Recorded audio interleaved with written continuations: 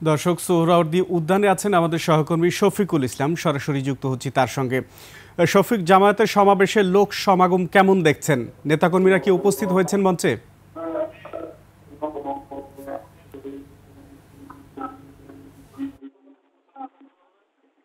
কথা বলবো আমি।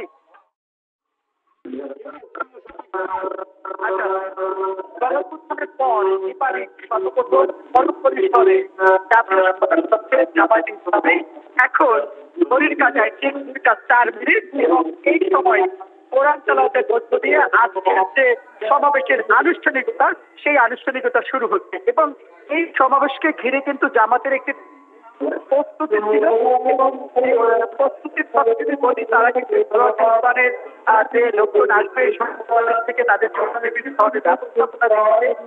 এই মুহূর্তে যদি কথা বলি, সেখানে কিন্তু একেবারে কানায় কানায় পরিপূর্ণ এবং যথেষ্ট প্রাণের সব থেকে আমাদের নেতাকর্মীদেরকে কিন্তু দেখা যাচ্ছে।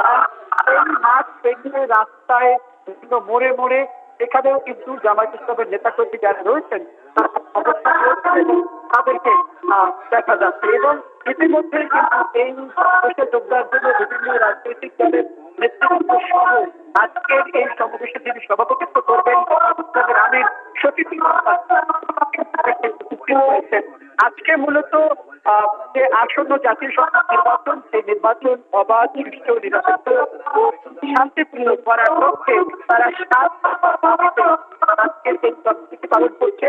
তারা চাচ্ছেন যে নিশ্চিত করতে হবে জুলাই সহ সকল গণহত্যার বিচার করতে হবে, প্রয়োজনীয় করতে হবে,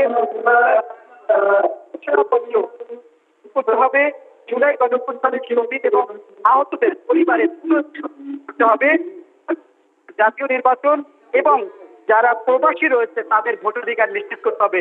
মূলত এই 7টি দাবিতেই আজকের এই সমাবেশ করা হচ্ছে এবং যে রাজনৈতিক বার্তা সেটি দেবেন বলে কিন্তু জানিয়েছেন।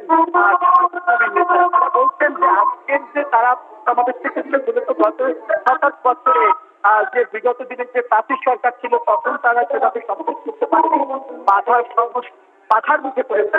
এবারে তারা প্রথমবার একেবারে কোনো ভাবে বাধা ছাড়াই তারা এই কার্যক্রম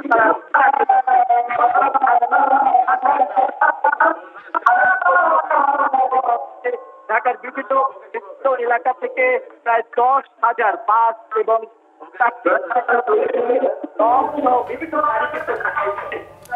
শফিক, আপনাকে ধন্যবাদ।